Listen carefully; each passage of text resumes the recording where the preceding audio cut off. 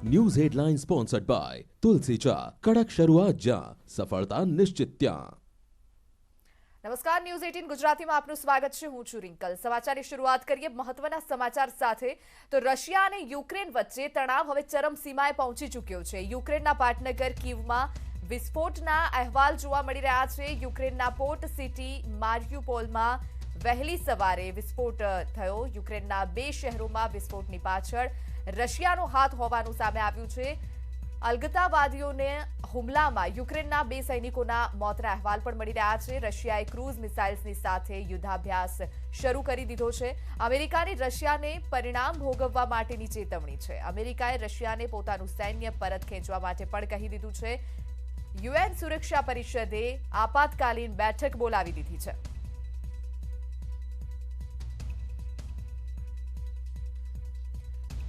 તો Russia Ukraine યુદ્ધના જે ભણકારા વાગી રહ્યા હતા ત્યારે યુક્રેનના બે શહેરમાં વિસ્ફોટ પાછળ હાલમાં અમેરિકાએ રશિયાને પોતાનું સૈન્ય પરત ખેંચવા માટે કહી દીધું છે। યુએન સુરક્ષા પરિષદે હાલમાં આપાતકાલીન બેઠક પણ બોલાવી લીધી છે।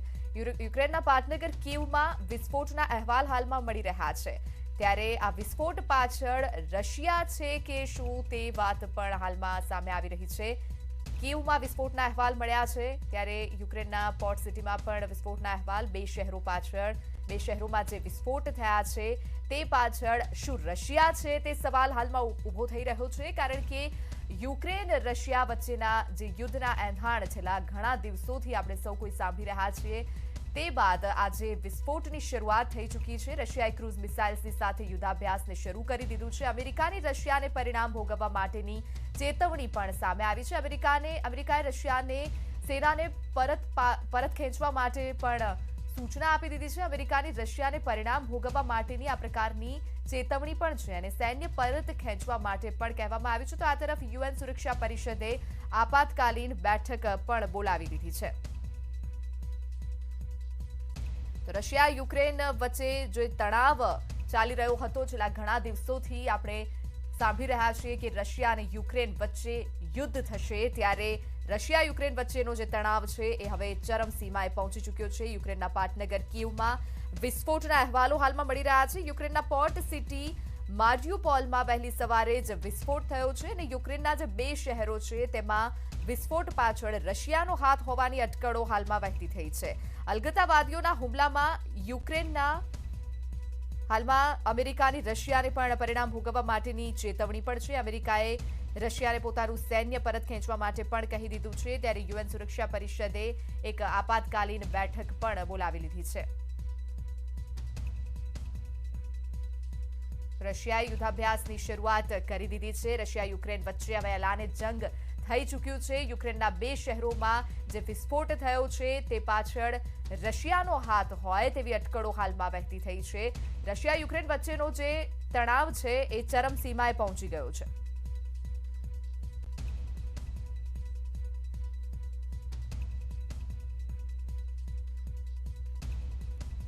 તો રશિયા યુક્રેન વચ્ચેનો જે હાલમાં યુદ્ધ જે છે એ તણાવ જે છે એ ચરમસીમાએ પહોંચી ચૂક્યું છે। બે શહેરોમાં વિસ્ફોટ કરવામાં આવ્યો છે અને આજે બે શહેરોમાં વિસ્ફોટ કરવામાં આવ્યો છે તે પાછળ ક્યાંક ને ક્યાંક રશિયાનો હાથ હોય તેવી અટકળો હાલમાં વહેતી થઈ છે। પોર્ટ સિટી મારિયુપોલમાં વહેલી સવારે જ વિસ્ફોટ કરવામાં આવ્યો છે। અલગતાવાદીઓના હુમલામાં યુક્રેનના બે સૈનિકોના મોતના સમાચાર પણ હાલમાં મળી રહ્યા છે ત્યારે પાટનગરમાં પણ વિસ્ફોટ કરવામાં આવ્યો। વહેલી સવારે વિસ્ફોટ કરવામાં આવ્યો અને જે બે શહેરમાં યુક્રેનમાં વિસ્ફોટ કરવામાં આવ્યો છે તે પાછળ રશિયાનો ક્યાંક ને ક્યાંક હાથ હોય તેવા હાલમાં અટકળો વહેતી થઈ છે। કીવમાં એરપોર્ટ પાસે ફાયરિંગ કરવામાં આવ્યું। શરૂઆત થઈ ચૂકી છે જંગની ત્યારે રશિયાએ ક્રૂઝ મિસાઇલ્સની સાથે શરૂ કરી દીધું છે યુદ્ધ અને અમેરિકાએ રશિયાને પોતાનું સૈન્ય પરત ખેંચવા માટે પણ કહી દીધું છે। આ તરફ યુએન સુરક્ષા પરિષદે આપાતકાલીન બેઠક પણ બોલાવી લીધી છે। છેલ્લા ઘણા દિવસોથી જે વાત ચાલી રહી છે રશિયા અને યુક્રેન વચ્ચે યુદ્ધ થવાની તેની જાણે શરૂઆત થઈ ગઈ હોય તેવું લાગી રહ્યું છે। કારણ કે સવારે જ યુક્રેનના બે શહેરોમાં વિસ્ફોટ કરવામાં આવ્યો। વહેલી સવારે જ યુક્રેનના બે શહેરોમાં વિસ્ફોટ થયો છે અને આજે વિસ્ફોટ કરવામાં આવ્યો છે વહેલી સવારે તે પાછળ ક્યાંક ને ક્યાંક રશિયાનો હાથ હોય તેવી અટકળો હાલમાં વહેતી થઈ છે। આ તરફ અમેરિકાએ પણ ચેતવણી આપી દીધી છે અને અમેરિકાએ રશિયાને પોતાના સૈન્ય પરત ખેંચવા માટે પણ કહી દીધું છે. ત્યારે રશિયા યુક્રેન વચ્ચે હવે એલાને જંગ. પાટનગર કીવમાં વિસ્ફોટના અહેવાલ હાલમાં મળી રહ્યા છે. વહેલી સવારે જ યુક્રેનના પાટનગર કીવમાં વિસ્ફોટ કરવામાં આવ્યો છે. ત્યારે અમેરિકાની રશિયાને પરિણામ ભોગવવા માટેની ચેતવણી પણ હાલમાં સામે આવી રહી છે. આ તરફ યુએન સુરક્ષા પરિષદ દ્વારા આપાતકાલીન બેઠક બોલાવવાની પણ કહી દેવામાં આવ્યું છે. ત્યારે અમેરિકાએ સૈન્ય પરત ખેંચવા માટે પણ રશિયાને કહી દીધું છે. રશિયા સૈન્ય પરત ખેંચે તેવું કહી દેવામાં આવ્યું છે. પાટનગર કીવમાં વિસ્ફોટના અહેવાલ હાલમાં મળી રહ્યા છે. છેલ્લા ઘણા દિવસથી જે સમાચાર વહેતા થયા છે યુક્રેન રશિયા વચ્ચે જે છેલ્લા ઘણા દિવસોથી તણાવ ચાલી રહ્યો છે, ત્યારે હવે એલાને જંગ થઈ ચૂક્યું છે. વહેલી સવારથી જ વિસ્ફોટની શરૂઆત કરી દેવામાં આવી છે. યુક્રેનના પાટનગર કીવમાં વિસ્ફોટ કરવામાં આવ્યો. 2 શહેરોમાં વિસ્ફોટ કરવામાં આવ્યો છે. એરપોર્ટ પાસે પણ વિસ્ફોટ કરવામાં આવ્યો છે. અને જે વિસ્ફોટ થયા છે વહેલી સવારથી વિસ્ફોટની શરૂઆત થઈ ચૂકી છે. અને જે પણ વિસ્ફોટ થયા છે તે પાછળ ક્યાંક ને ક્યાંક રશિયાનો હાથ હોય તેવા સમાચારો પણ હાલમાં મળી રહ્યા છે. સવાલો ઉઠી રહ્યા છે કે શું આ વિસ્ફોટની શરૂઆત જે છે એ રશિયાએ કરી દીધી છે. ત્યારે આ તરફ રશિયાને સૈન્ય પરત ખેંચવા માટે અમેરિકાએ પણ સૂચના આપી દીધી છે. યુક્રેન અને રશિયા વચ્ચે જે તણાવ ચાલી રહ્યો છે, યુક્રેન અને રશિયા વચ્ચે ક્યાંક ને ક્યાંક યુદ્ધના એંધાણ જે છેલ્લા ઘણા દિવસોથી વર્તાઈ રહ્યા હતા તે ક્યાંક ને ક્યાંક યુક્રેન અને રશિયાનું યુદ્ધ ના હોય તેવું પણ ક્યાંક ને ક્યાંક લાગી રહ્યું હતું. અને યુક્રેન અને અમેરિકા પણ આ યુદ્ધમાં સામેલ હોય તેવું પણ લાગી રહ્યું હતું. ત્યારે હાલમાં અમેરિકાએ પણ રશિયાને સૈન્ય પરત ખેંચવા માટે કહી દીધું છે. અમેરિકાએ રશિયાને ચેતવણી આપી દીધી છે. એટલે ક્યાંક ને ક્યાંક રશિયા અને અમેરિકાનું પણ આ યુદ્ધ હોય તેવું લાગી રહ્યું છે. પાટનગરમાં વિસ્ફોટ કરવામાં આવ્યો છે. તણાવ જે છે એ હવે ચરમસીમાએ પહોંચી ચૂક્યો છે. વહેલી સવારથી જ વિસ્ફોટની શરૂઆત થઈ ચૂકી છે. અને આ જે વિસ્ફોટ થઈ રહ્યા છે તે પાછળ ક્યાંક ને ક્યાંક રશિયાનો હાથ હોય તેવું હાલમાં લાગી રહ્યું છે. રશિયા યુક્રેન વચ્ચેનો તણાવ જે છેલ્લા ઘણા દિવસોથી ચાલી રહ્યો છે તે હવે યુદ્ધમાં પલટી ગયો છે તેવું કહી શકાય. કારણ કે યુદ્ધની શરૂઆત હવે થઈ ચૂકી છે વહેલી સવારથી જ તેવું પણ આપણે કહી શકીએ. કારણ કે વહેલી સવારથી જ વિસ્ફોટની શરૂઆત થઈ ચૂકી છે. યુક્રેનના 2 જેટલા શહેરોમાં વિસ્ફોટ કરી દેવામાં આવ્યો છે. એરપોર્ટ પાસે વિસ્ફોટ કરી દેવામાં આવ્યો. યુક્રેનના જે 4 શહેરો છે ત્યાં પણ વિસ્ફોટ કરવામાં આવ્યો છે. રક્ષા વિશેષજ્ઞ ઉત્પલ વોરા હાલમાં જોડાઈ ગયા છે અમારી સાથે. જી, સ્વાગત છે આપનું ન્યૂઝ 18 ગુજરાતીમાં. સર, જે રીતે હાલમાં યુદ્ધના એંધાણ વર્તાઈ રહ્યા હતા, છેલ્લા ઘણા દિવસોથી રશિયા અને યુક્રેન વચ્ચે યુદ્ધના એંધાણ વર્તાઈ રહ્યા હતા અને હવે જે તણાવ છે એ ચરમસીમાએ પહોંચી ચૂક્યો છે અને શરૂઆત થઈ ચૂકી છે. સવારથી જ વિસ્ફોટની શરૂઆત થઈ ચૂકી છે યુક્રેનમાં. તમારી વાત બિલકુલ સાચી છે. અને જો આ સિચ્યુએશનને જીઓપોલિટિકલી ઓર જીઓ સ્ટ્રેટેજિકલી જો એને એનાલાઇઝ કરવામાં આવે, અને that is also from the point of neutrality, without taking Russian or American side, એક વસ્તુ ટોટલી ક્લિયર હતી આટલા વર્ષોથી કે જે ઇવન આંધળા માણસને એનો ખબર પડવી જોઈએ કે પુટિન વોઝ 1000% કરેક્ટ. 1000% એ માણસ સાચા હતા કે જે રીતે જે પોતાની આખી દેશને અને આખી જીઓપોલિટિકલ સિચ્યુએશનને તૈયાર કરી, એમની પાસે આ સિવાય બીજો કોઈ છૂટકો નહોતો. જ્યારે તમે દેશની બોર્ડર ઉપર તમે નાટો ફોર્સિસ આવીને મિસાઇલ અને મિલિટરી હાર્ડવેર ત્યાં આગળ પોઝિશન કરી અને રશિયાની સોવરેન્ટી ઉપર જ્યારે તમે ડંકો વગાડવા માંડો, ત્યારે કોઈ સેલ્ફ રિસ્પેક્ટિંગ નેશન આ સહન ના કરી લે અને આ ચલાવી ના લે. અને પુટિન જેવો માણસ કે જે પોતાના એની ટફનેસ એ ફેક નહોતી. He is actually he is meaning good for his country. અને એને માટે એને આજે 2007થી જે જાતનું ગ્રાઉન્ડવર્ક તૈયાર કરવા માંડ્યું અને જે રીતે આખા ડોનબાસ રિજિયન, ડોનેસ અને લુહાન્સની અંદર એના સેપરેટિસ્ટ આખા મૂકી અને આખું જે નેટવર્ક તૈયાર કર્યું, જે આર્કિટેક્ચર તૈયાર કર્યું અને જે રીતે ધીરે ધીરે અંદર એની અંદર પ્રોગ્રેસ કરી અને જે કંટ્રોલ લેવા માંડ્યો, એ ઉપરથી કોઈને પણ આ ખબર હતી કે આ વસ્તુ થવાની જ છે. અને Russia is not any other small country. Russia એ વર્લ્ડનો લાર્જેસ્ટ ન્યુક્લિયર પાવર અને ન્યુક્લિયર કન્ટ્રી છે. Why should it take it lying down? Putin was absolutely right in what he was doing it. અને હી વોન્ટ પીપલ. અને unnecessarily US અને NATO countries, they were after Putin to provoke him by putting, and every time એને daring કરીને અમે તમારી પર sanction મૂકીશું, અમે તમને ડિસ્ટ્રોય કરી દઈશું, અમે તમારી પર એક્શન લઈશું. So, it was going, absolutely in one way. Putin was left with no other option but to, prove his credibility as a leader and as a nation. And એ માણસ કંઈ 6 ફૂટ ને 7 ફૂટનો માણસ નથી. He is a small man, but he's got a very big ego. Mr. Gorbachev અને Mr. Boris Yeltsin 1991 થી 1999 સુધી જે રીતે એ લોકોએ દેશની સોવરેન્ટીને કોમ્પ્રોમાઇઝ કરી, એ પુટિન કોઈ દિવસ જોઈ શક્યા નથી અને એને સ્ટમક કરીને પચાવી શક્યા નથી. For him, the man, he was a director of the KGB. And from the small, director of the KGB, when he became the president of the Soviet Federation, a erstwhile Soviet Union નું humiliation કોઈ દિવસ પચાવી શક્યા નથી. અને therefore તમે જુઓ એમણે જોર્જિયાની અંદર, અબખાઝિયા રિજિયનની અંદર કે યુક્રેનની અંદર ક્રીમિયા અને જે રીતે એનું એનેક્સેશન કર્યું, he means business. He is a very tough, strong leader. And good of the Soviet, the Russian Federation is at his heart. He has to go to war. And એમાં કોઈ સવાલ નથી. And you take my words, I'm sticking my neck out. American and NATO forces can do nothing because they are the way in military in which they've gone to Iraq, whether they've gone to Iran-Iraq war, they've gone to Libya, they've gone to Syria, they've gone to, any kind of parts of the world. They always believe that we are the jamadars of the world. And whatever we do, અમને સવાલ નહીં પૂછવાનો. પણ બીજાએ કોઈ આવું નહીં કરવાનું. માટે how can a country, a self-respecting country like Soviet, Russian Federation or Russia can take it lying down like this? You have to go to war to save the sovereignty of the country. But, NATO forces want to, expand eastwards.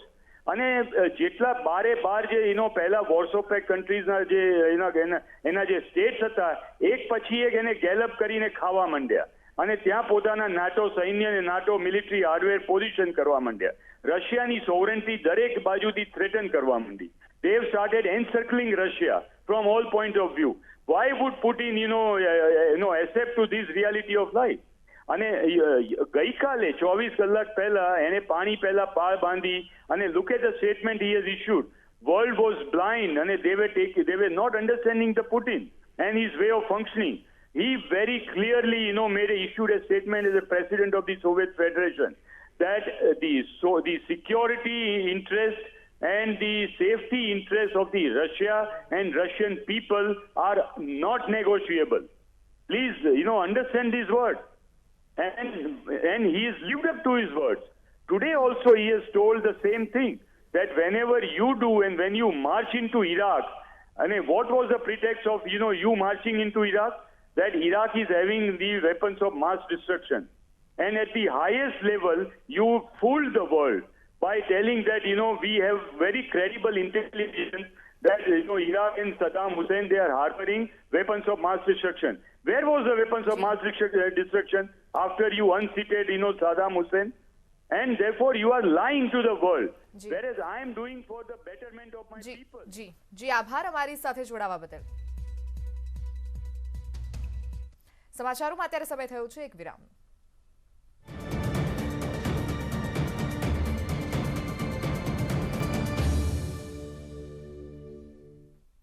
Welcome back. સમાચારોમાં આગળ વાત કરીએ તો એક સમય હતો જ્યારે ગુજરાતમાં દુષ્કાળ જેવી પરિસ્થિતિ હતી.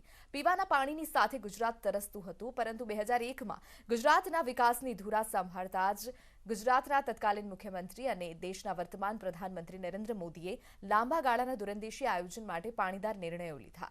જુઓ આ સમગ્ર અહેવાલ પાણીદાર ગુજરાત. પાણીદાર ગુજરાત. गंगेश्च यमुने चैव गोदावरी सरस्वती नर्मदे सिंधु कावेरी जलेस्मिन सनिधि कुरु. पाणीमां अमृत छे, पाणीमां उपचार, जल जीवन छे, जीववानो आधार. एक समय हतो ज्यारे गुजरातमां दुष्काळ जेवी परिस्थिति हती. पीवाना पाणीनी अछत साथे प्रदेश तरसतो हतो. પરંતુ 2001માં ગુજરાતના વિકાસની ધુરા સંભાળતા જ ગુજરાતના તત્કાલીન મુખ્યમંત્રી અને દેશના વર્તમાન પ્રધાનમંત્રી શ્રી નરેન્દ્રભાઈ મોદીએ લાંબા ગાળાના દૂરંદેશી આયોજન માટે પાણીદાર નિર્ણયો લીધા અને જળ વ્યવસ્થાપનના માળખાને રાજ્યવ્યાપી વધુ મજબૂત બનાવ્યું. आज मैं लाल किले से घोषित करता हूं कि हम आने वाले दिनों में जल जीवन मिशन को लेकर के आगे बढ़ेंगे.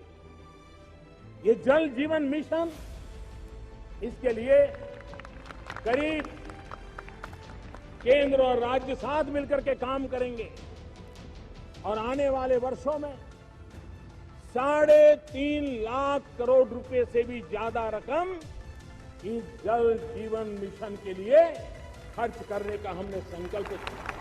આદરણીય વડાપ્રધાનશ્રીના એ જ સંકલ્પને ગુજરાતમાં વિકાસલક્ષી યોજનાઓને પૂરવેગે આગળ ધપાવી રહી છે માનનીય મુખ્યમંત્રી શ્રી ભૂપેન્દ્રભાઈ પટેલની સરકાર. રાજ્યવ્યાપી પીવાના પાણીની ગ્રીડનું નિર્માણ કરાયું. જીવાદોરી નર્મદાના નીર ગુજરાતના ખૂણે ખૂણે પહોંચાડવામાં આવ્યા.